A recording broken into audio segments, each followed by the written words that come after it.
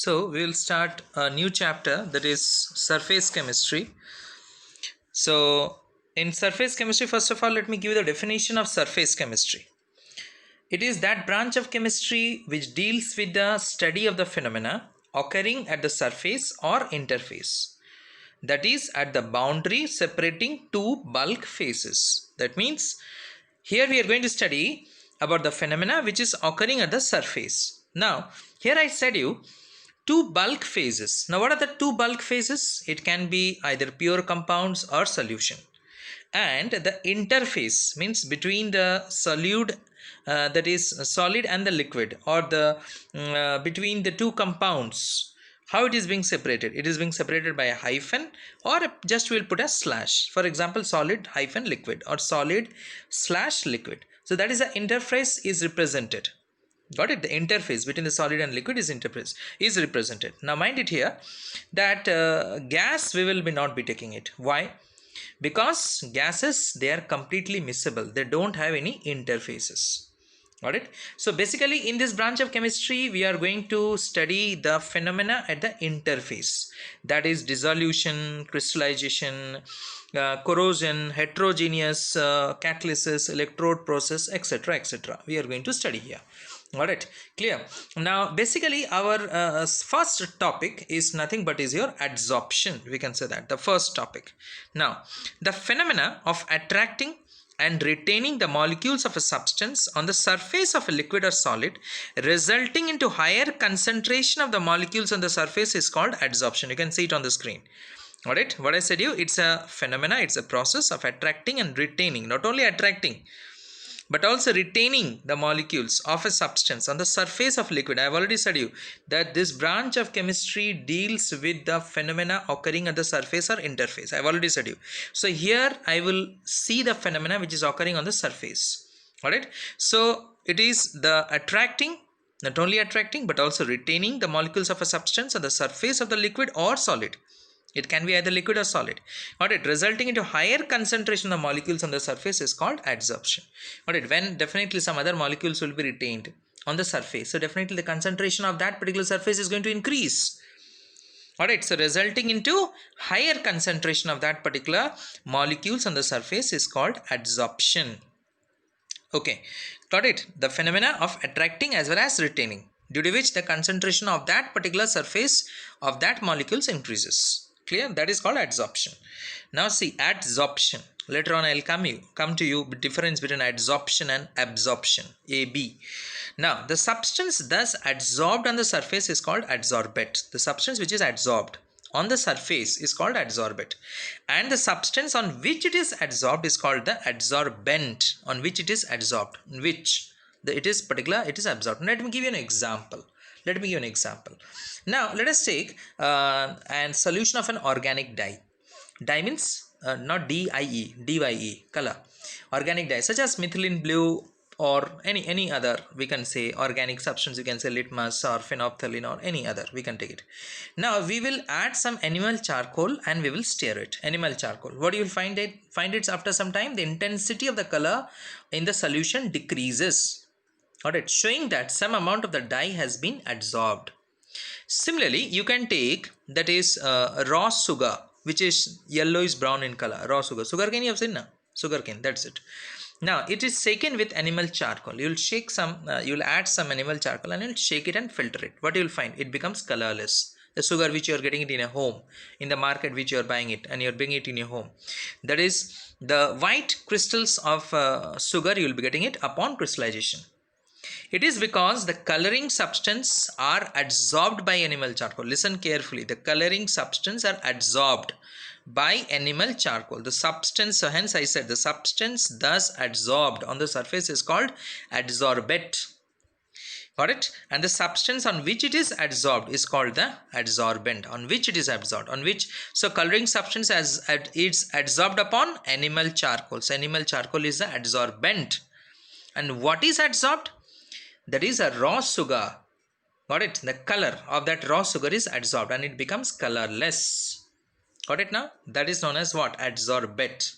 And upon which it is adsorbed is called the adsorbent. So again I repeat, the animal charcoal is the adsorbent. Got it?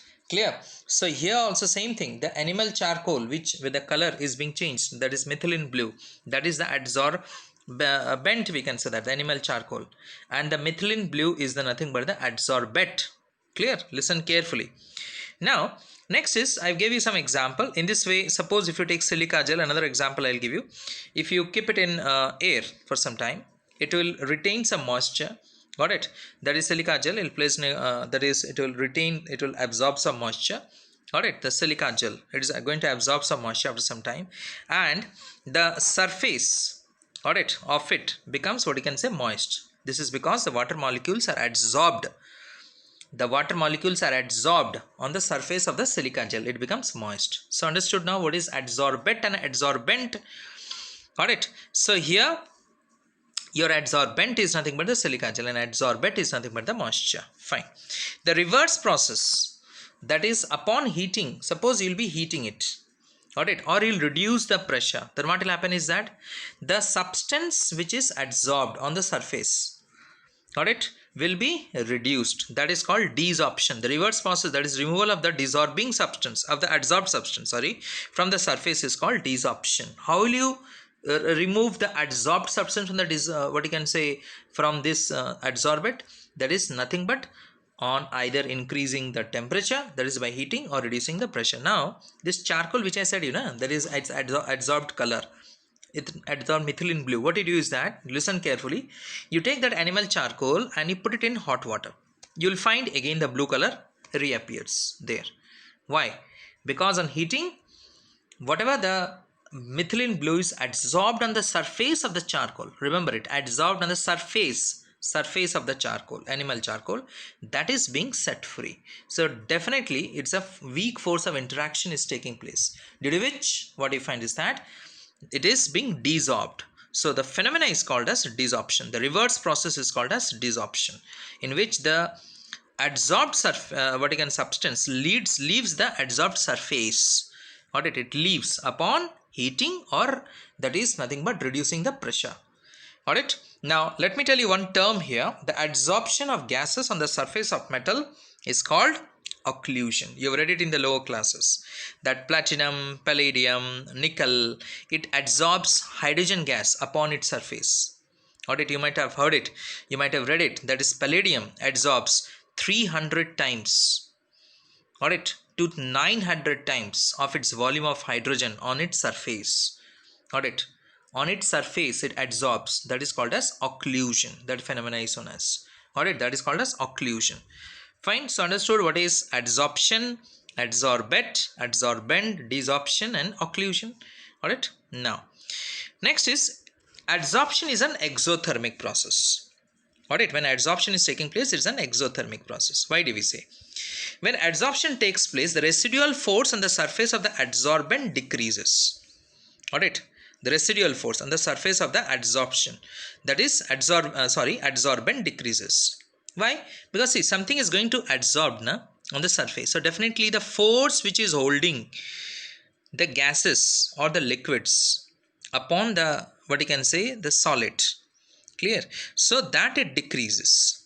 Clear? Now the adsorption, again I repeat, when adsorption takes place, alright, when adsorption takes place, remember it, the residual forces. Now what is the residual forces? I explained you now the residual forces, that is the unbalanced inward forces of attractions. Got it? Like suppose a solid is there, animal charcoal is there, or bone charcoal is there, or simply charcoal is there. It is going to adsorb some gases on its surface.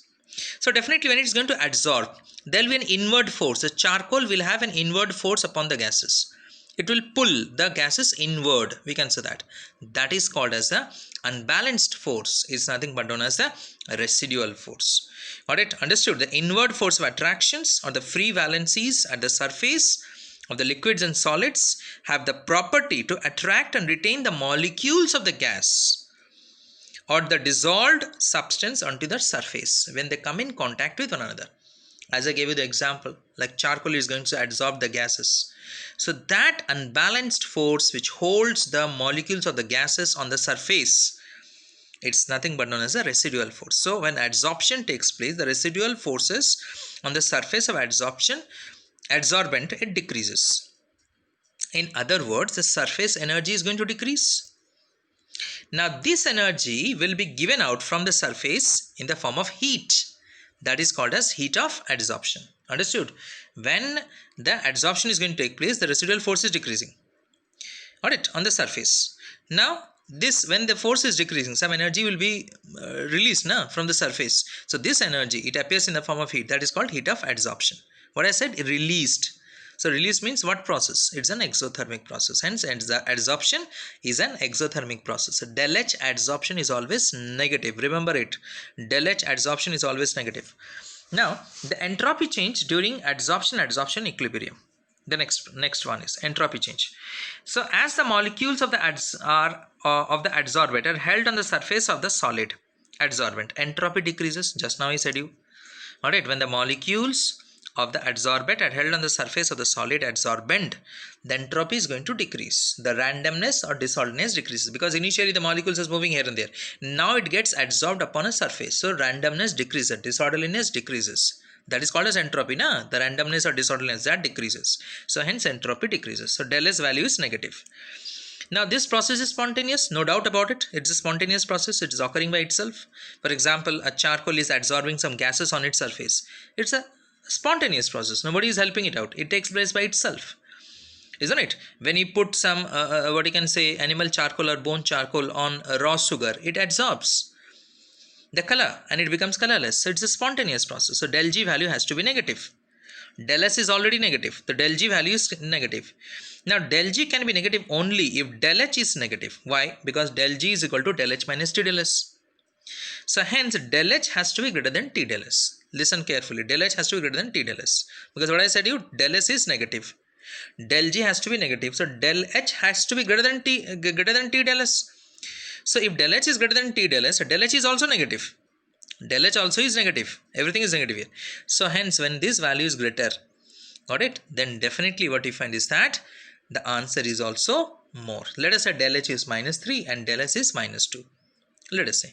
So del minus 3 minus of minus 2. So answer is what? Minus 1. So del G is negative. Got it? So in this way del G is negative. But this is true in the beginning. Listen carefully now. This is true in the beginning. That is del S is negative. Adsorption is taking place. It is negative. Del S is what you can say is also negative. Got it? Because it is a spontaneous process. So this is true in the beginning.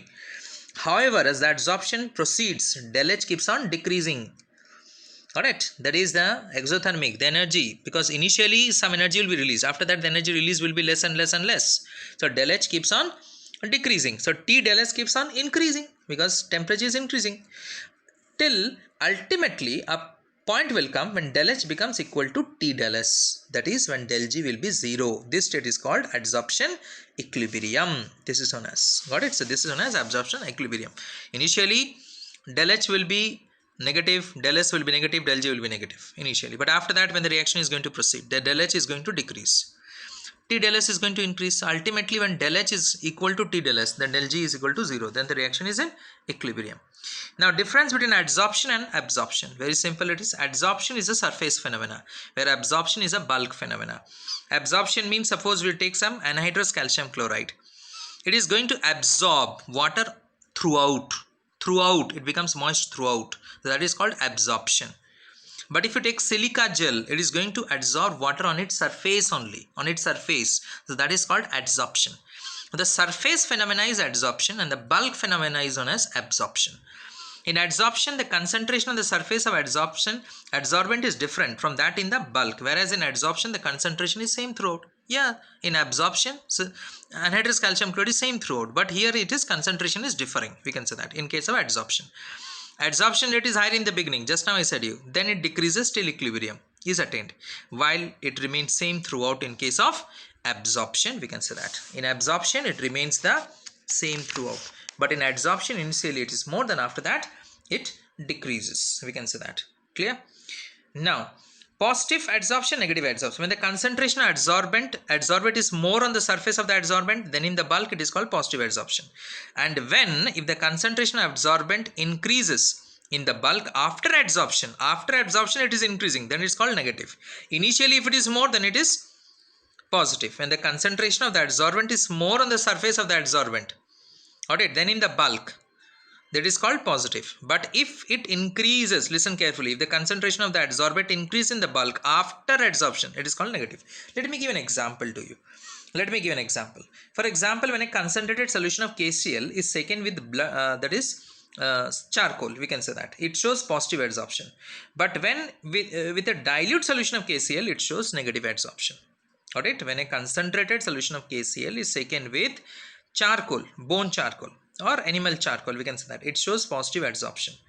But when it is taken with dilute solution of KCl, it shows negative adsorption. Got it? That is called as negative adsorption. In this way, we have got positive adsorption, negative adsorption. One more, I can give it to you. Got it? So that is, we can say that ammonia gas placed in contact with charcoal gets adsorbed on the charcoal.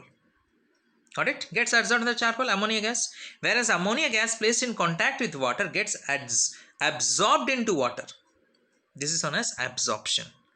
Absorbed into water to form ammonium hydroxide solution. Ammonia gas adsorbed on the charcoal, but ammonia gas when passed through water, it gets absorbed on the, what you can say, this. So in this way, we can also have positive and the negative adsorption, we can say that. For example, in case of adsorption by solids from the solution, mostly the solute is adsorbed on the surface of the solid adsorbent, so that the concentration of the solute on the surface of the adsorbent is greater in the bulk than in the bulk. This is called positive adsorption, we can say that. This one is positive adsorption. Got it? So I hope it's clear to you about positive, negative adsorption, what is adsorption and all those things. Got it? Thank you very much.